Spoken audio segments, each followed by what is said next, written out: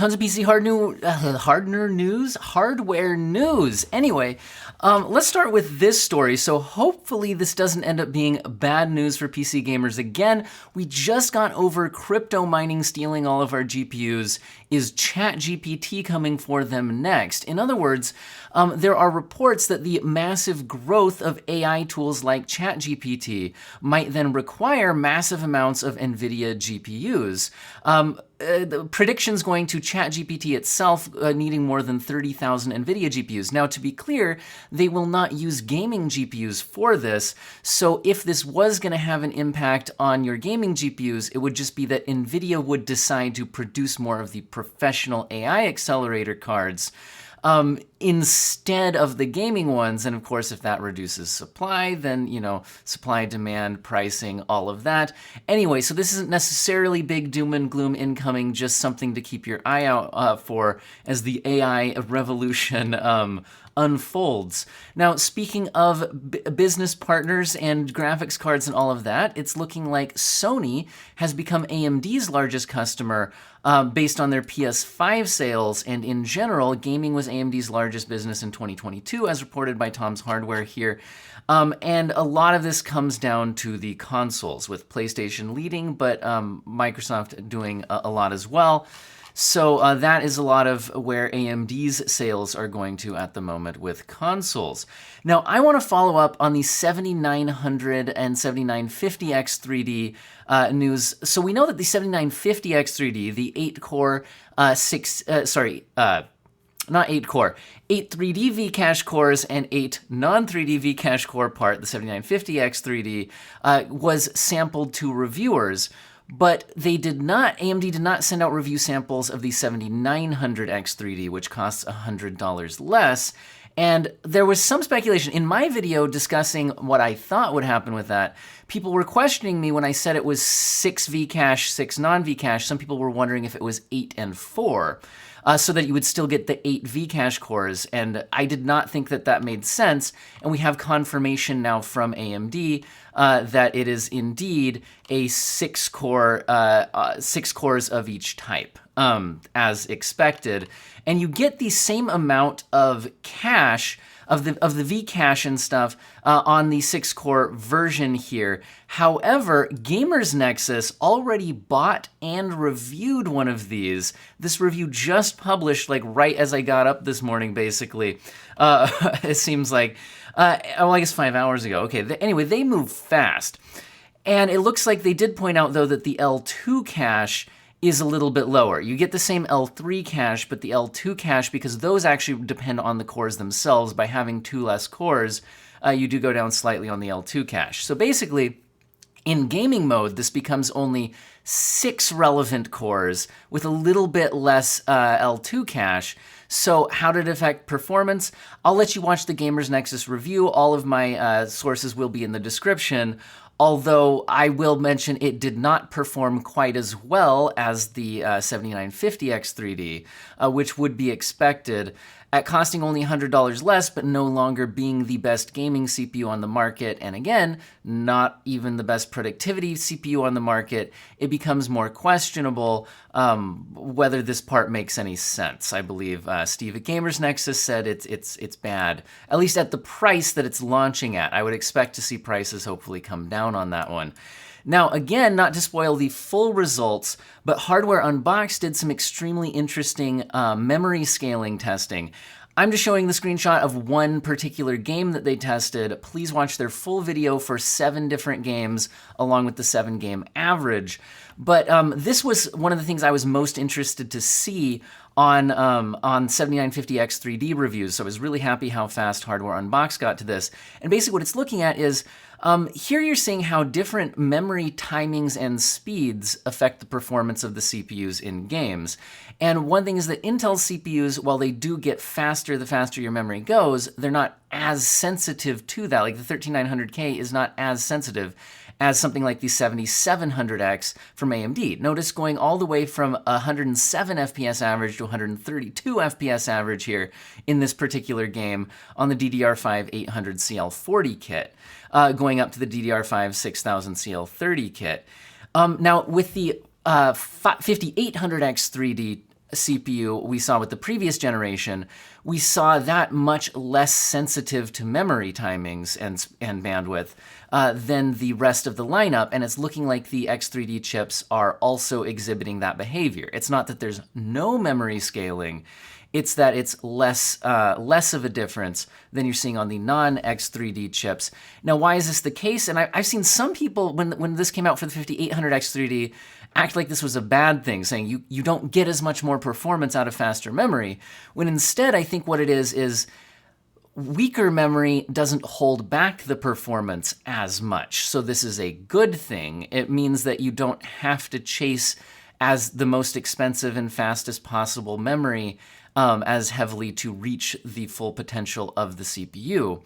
And again, not every game performed exactly like Plague Tale Requiem. I'd point you to the Hardware Unboxed review for more details on this. So basically, it's less sensitive to the memory because with the larger cache, it doesn't have to rely on system memory as much. At least that's what would make sense to me for those results. So I think that's a good thing, and I'm excited to see it still exhibiting that behavior like the last generation. Another interesting result that I don't think is actually useful for almost anybody was testing the integrated graphics on the 7950 X3D. This is being reported by WCCF Tech, although I believe the actual testing happened elsewhere. Where did they grab this from? PC Mag. Now, to be clear here, these CPUs have integrated graphics, but this is mostly useful just for getting display output, stuff like that. These are not really made for gaming. However, you're actually seeing the 7950 X3D's iGPU, which only has 2 compute units, same as like the Ryzen 9 7950X non-3D's 2 compute units, almost 4 times the performance, or actually about 4 times the performance of the non-3D Vcache version. So it looks like the iGPU does greatly benefit from the 3D Vcache. However, the overall performance is still quite low. So I still don't think this is for gaming. And also, compared to Intel's iGPUs, also not as good of performance, although it did get it a lot closer. So that's at least interesting. Anyway, so it's fun to see the different things that this, the little follow-up testing. I think one of the best things about the 7950 X3D was its power consumption. Now, a lot of initial reviews rated the power consumption at an all-core workload, which really, if you're not buying this for productivity, if you're buying this for gaming, the thing about looking at power consumption under workloads that are designed to use all the cores is that that's not really how gaming is. So I was interested in seeing how is its actual gaming power draw. And so from Computer Base here, if you look at these results, the 7950 X3D versus something like the 13900K, sure, in some games there's not too much of a difference, but in other games, the 13900K is drawing like double the power, and they're producing similar gaming performance with the 7950 X3D more often than not a little bit ahead, which means that the 7950 X3D versus the 13900K is offering like double the frames per watt, which is absolute madness. That's really exciting. Anyway, so I did want to make sure I highlighted that advantage of the 7950 X3D over the Intel counterparts. Now, how much do people who are just spending ridiculous amounts of money to get the fastest thing available care that much about power? I mean, it does affect how much heat is dissipated into your case and a little bit of your power bill and all that. But again, I think if you're buying $700 CPUs, the power bill is probably, I wouldn't expect to be that big of a deal, but it's still cool to see. And I think that will actually matter more in mobile. I know these aren't mobile parts, but I wanted to focus on this, which is, well, Intel versus AMD in the desktop space, it's easier to ignore the power differences, the power draw differences, and focus on performance. When you get into a mobile form factor, then the power difference can also be a big performance difference because you're just more thermally constrained. Even when you're looking at these like desktop replacement type parts like Dragon Range, we're seeing a WCCF Tech article here saying the Dragon slaughters the Raptor. AMD's Ryzen 9 7945HX Dragon Range laptop CPU decimates Intel's 13th gen lineup in performance and efficiency.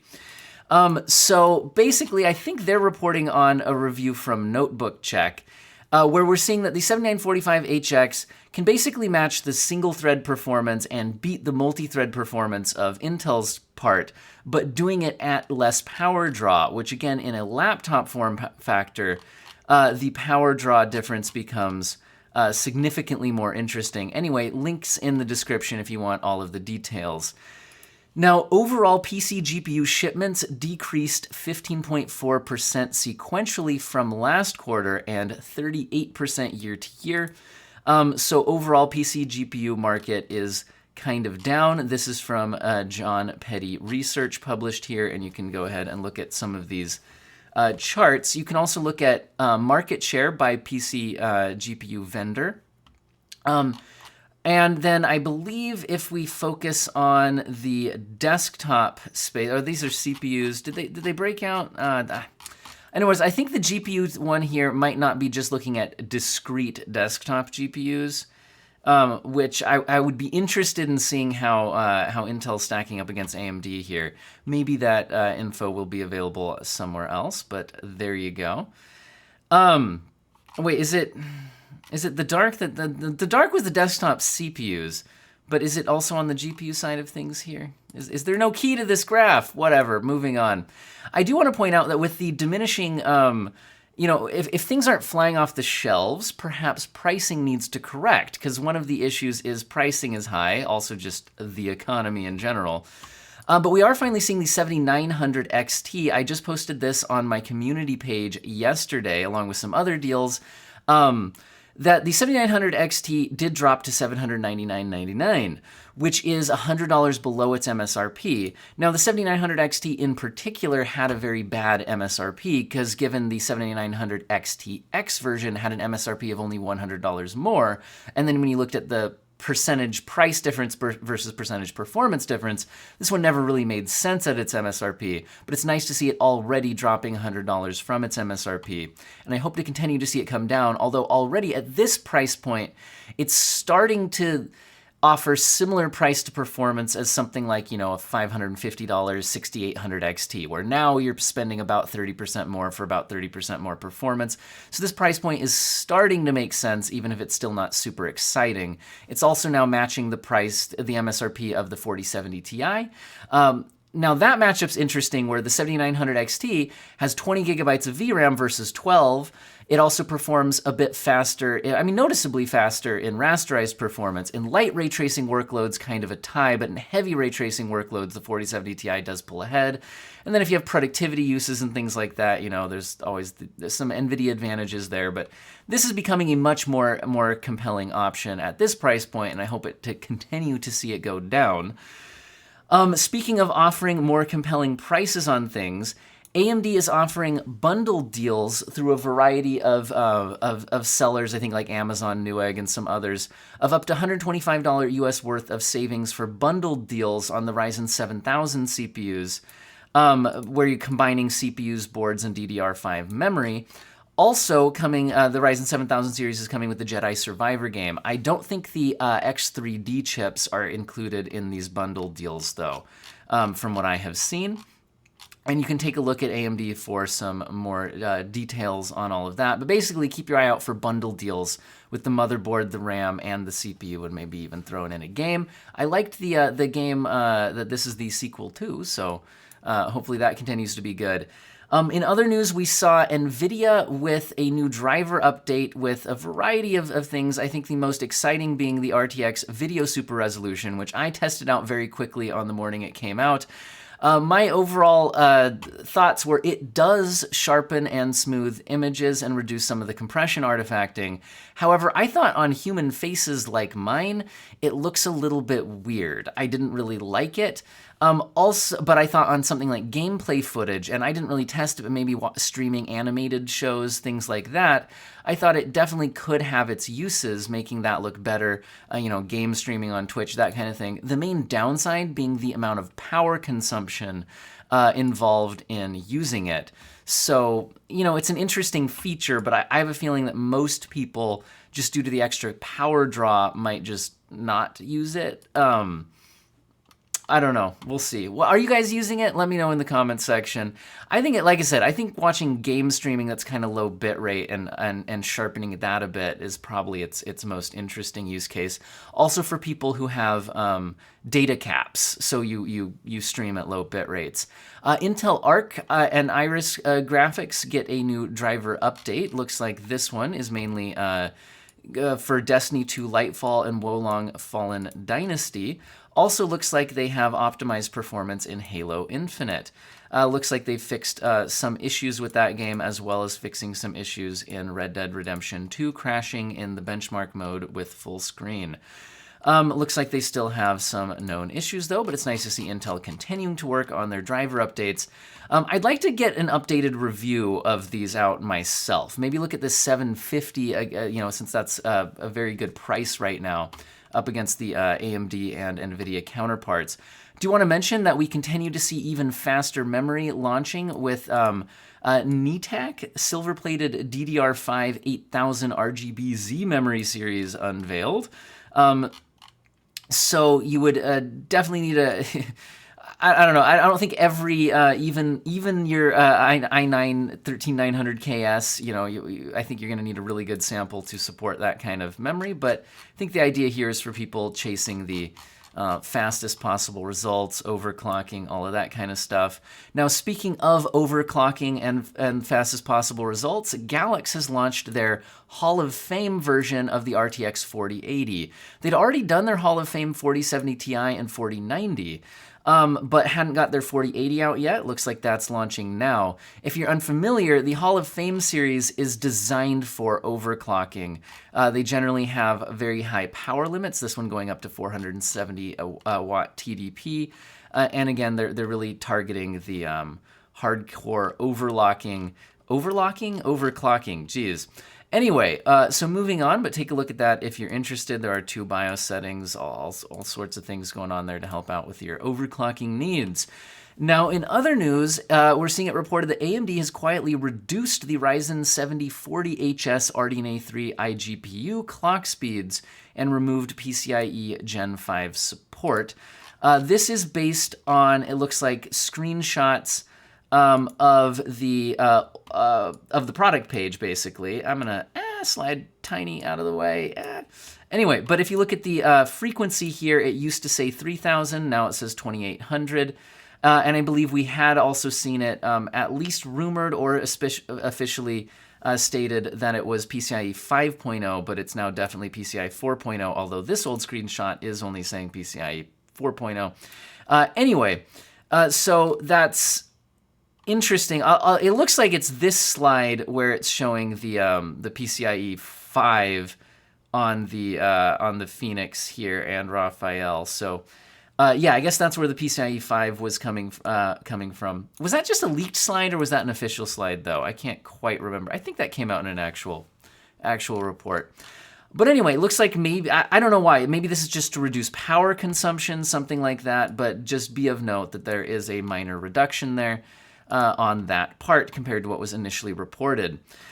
Now, Ars Technica has an article saying, first wave of PCIe 5.0 SSDs arrives with high prices and ridiculous heat sinks. You really, really don't need these. And I have to kind of agree.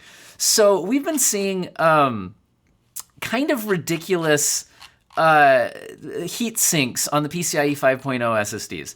So in addition to the fact that, it's very hard to think of a workload where most average consumers would need the 10,000 megabit per second speeds that these have on offer.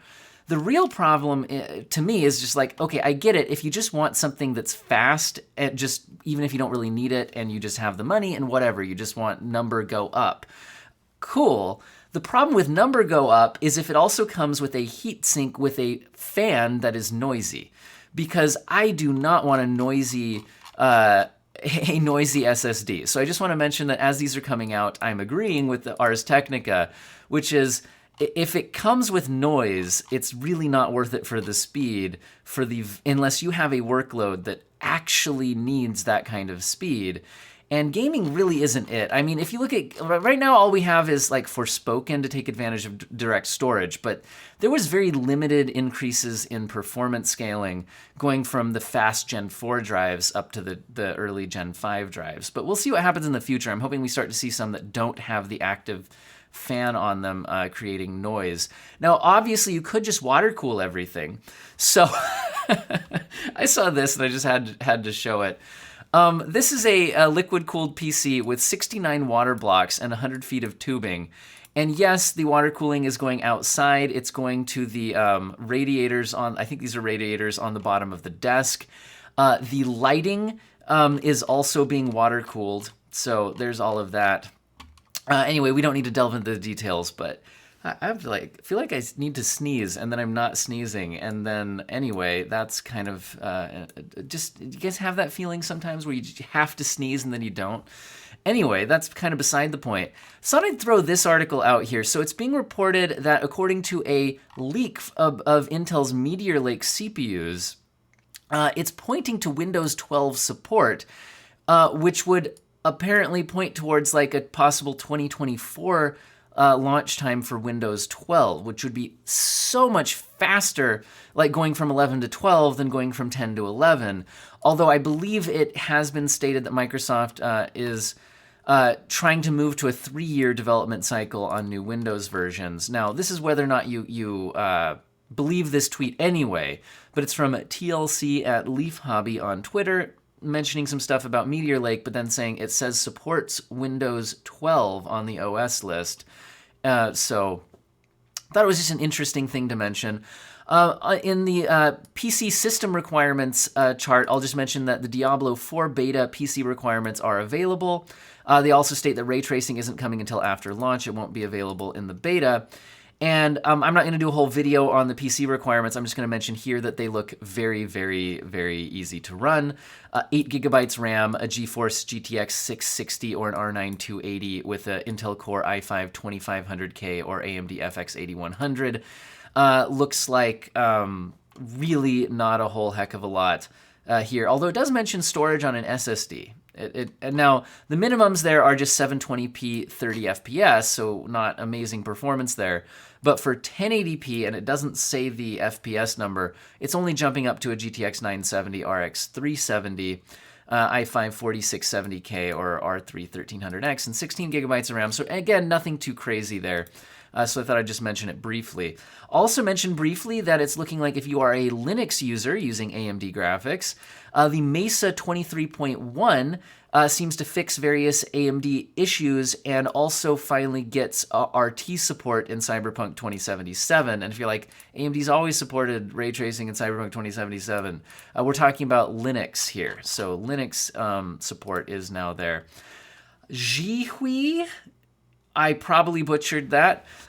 Micro develops 14-nanometer IDM929 GPU for domestic Chinese market, aiming for GTX 1650 type performance. Now, these aren't out there with benchmarks yet, but I just want to report on, there are Chinese companies working on Chinese domestic use GPUs, and this is another one, and again, targeting GTX 1650 performance. Now, as far as actually gaming, I think one of the big question marks on these is how long before drivers actually reasonably support games. And the last thing I'll leave you with, now I usually just report on PC hardware, but this hardware story was interesting enough, I'm going to leave it with you right at the end here. It looks like there's a YouTube video, specifically this 4K HDR clip of Alien, which is causing Pixel phones to instantly reboot when viewing it. Looks like it's affecting Google Pixel 6, 6a, or Pixel 7 phones. Now, this isn't the first time we've seen a weird thing like this happening, where at one point there was a wallpaper that was causing some Android phones to go into a boot loop. Now, speculation on what's going on with this has something to do with the 4K HDR, something to do with the color space the phones use. I don't know, but anyway, if you have a Pixel 6, maybe don't watch this YouTube video. Anyway, I hope all of you have an excellent day.